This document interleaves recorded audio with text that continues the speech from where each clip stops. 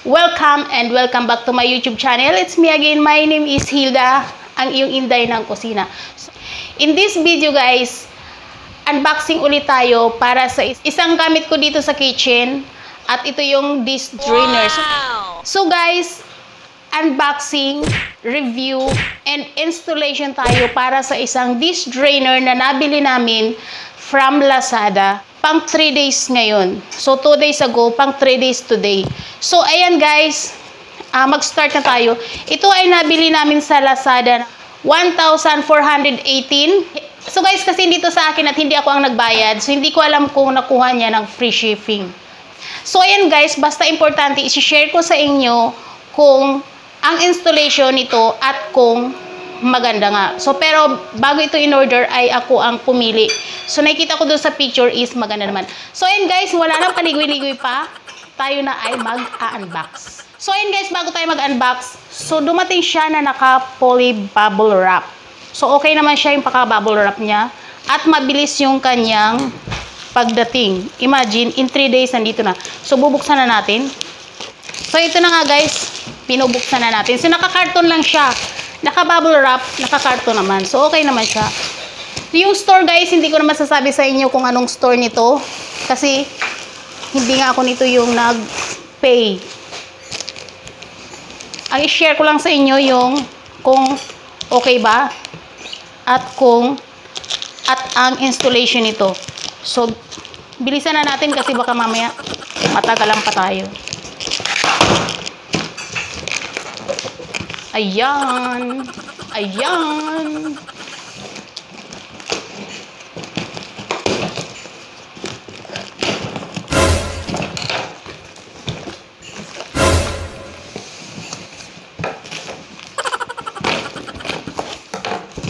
At charan, ito na siya.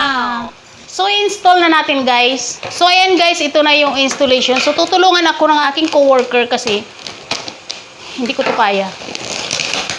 Pero kung pagluluto niya ako, kahit anong recipe, mag-comment lang kayo dyan. Pag hindi ko alam, pag-aralan ko, oh bakit? Totoo naman. So ayan guys, hinahanap natin yung manual. Hindi naman siguro kailangan ng manual, screw lang. Ayan, titingin lang ako at taga-picture lang ako. Taga-video lang ako.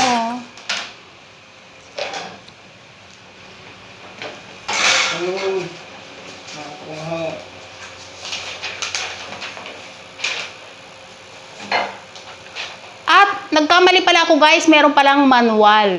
So ayan, unang ginawa niya ay tinayo muna yung ano yun?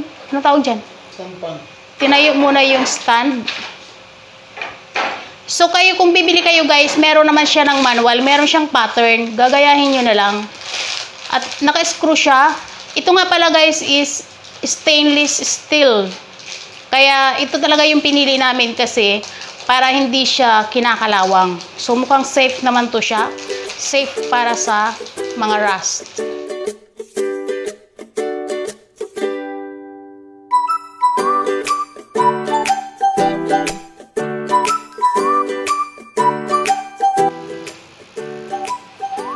Shout out nga pala sa aking co-worker na si Emerson Baez. May vlog ka? Paki-search nyo lang Automotor Bike Vlog. So ayun guys, meron siyang YouTube channel na title niya is Automotor Bike Vlog. Paki-research nyo na lang guys sa mga legit ko na subscriber. Paki-follow na lang siya, paki-subscribe na lang siya. At ayan, makikita ninyo meron siyang mga vlogs sa mga travel dito sa amin sa village. Meron siyang mga vlogs din. So ayan guys, tinayo na niya. So hahanapin nyo na lang yung pattern ng mga butas at ilalagay ninyo yung screw.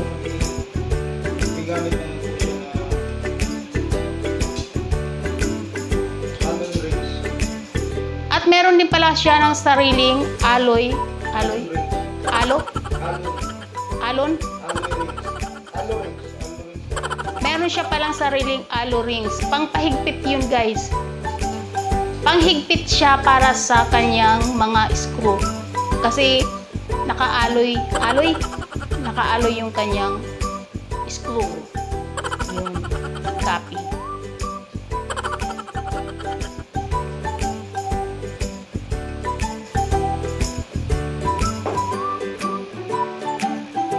Taga-camera lang ako ngayon guys kasi hindi ko kaya yan. At hindi ko alam yan. So habang ginagawa niya yan guys, ini-screw pa niya.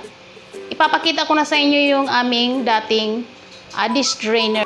So guys, ito yung aming disc drainer. So nakikita ninyo parati yan sa aking vlogs, sa aking mga cooking. So nakikita niyo mga sides niyan. Yan siya. Yung kailangan ko lang talaga guys is yung patuluan ng plate at yung papatungan ng aking mga condiments para, kasi guys, ganito yun. Kasi guys, yung mga condiments ko nandito, medyo malayo siya. So pasensya na guys, hindi ako naka-ready ha. Makalat. So malayo siya. Then ayan, ito yung aking stove. Yung aking stove, merong pang pansit canton. So nagmimerienda kasi kami. So ayan guys, balik na tayo sa ating installation. So nakadalawa na siya ng layer. So every layer meron siya ng strainer pala. For every layer meron siyang strainer.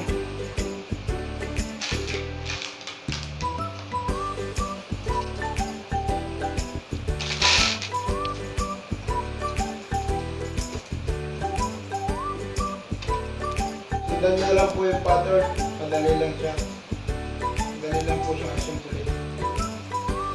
Ayan, susundan nyo lang daw yung pattern kasi madali lang naman assemble. I-assemble. Bisaya talagang yung Inday. So ayan, kailangan ita-tight lang yung screw kasi lalo na kung ilalagay yung mga babasagin, baka naman bumagsak. So nasa third layer na tayo guys. Ito na yung para sa mga plate. Sa mga plato.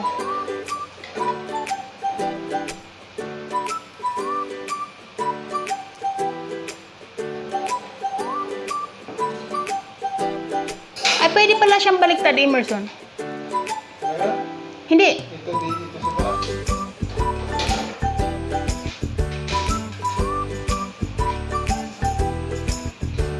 Medyo mahirap lang. Tutulungan ko na ng aking isang kamay.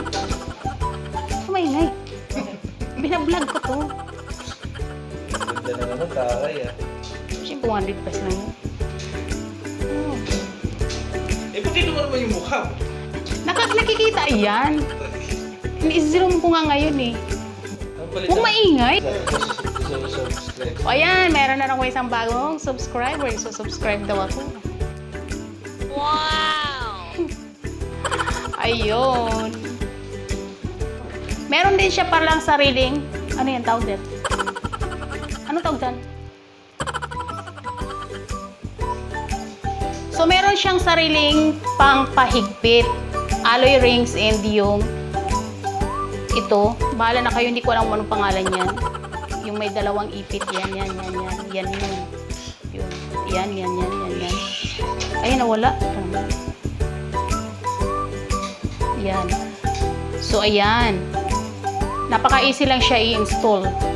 Andito kami sa Saudi. Joke lang.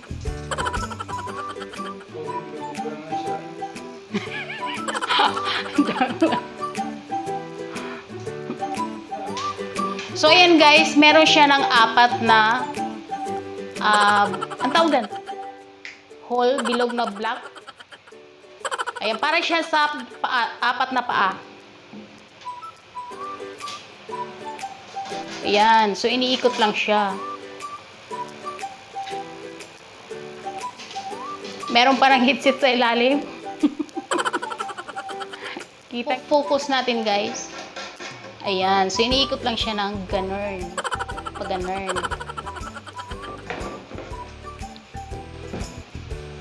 So, ayan na siya.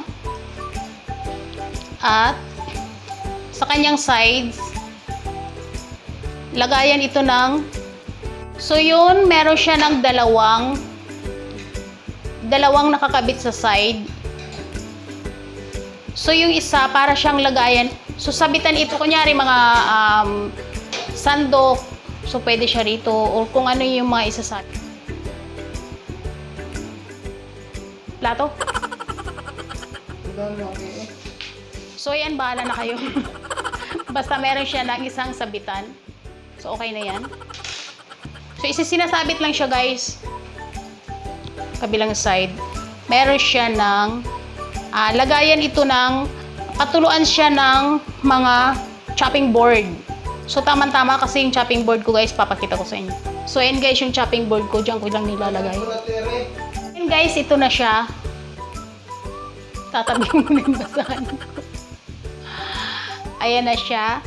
At so, parehas nito yung ating mga... Kasi guys, dun sa aking lagayan, meron akong separate na paglagayan ng spoon. So, ito hindi na natin kailangan kasi dito na natin siya ilalagay. Ayan. So, ganyan na siya. At para naman guys, sa aking chopping board, so mas easy na siya. Kasi, ayan lang. So, ayan.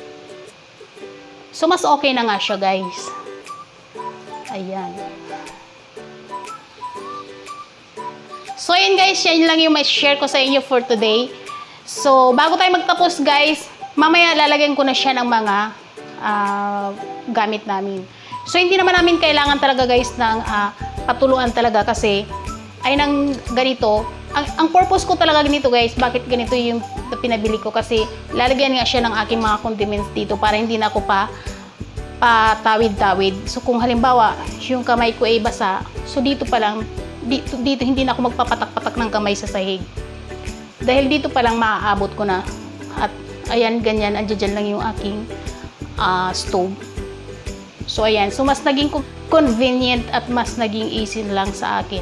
So, ayan guys, bago tayo magtapos, kung ikaw ay bago sa akin channel, please subscribe. Pakiring the bell all para every time na nag-upload ako ay mano-notify ka. At paki-follow na rin ako sa aking Facebook page, Hilda Kitchen Vlog. At don't forget guys, ayan siya. Pa-subscribe ng kanyang channel guys, Automotor Bike Vlogs. So, subscribe nyo na lang siya. At so hanggang dito lang tayo at sana magkita-kita tayo sa aking mga next video. Bye-bye!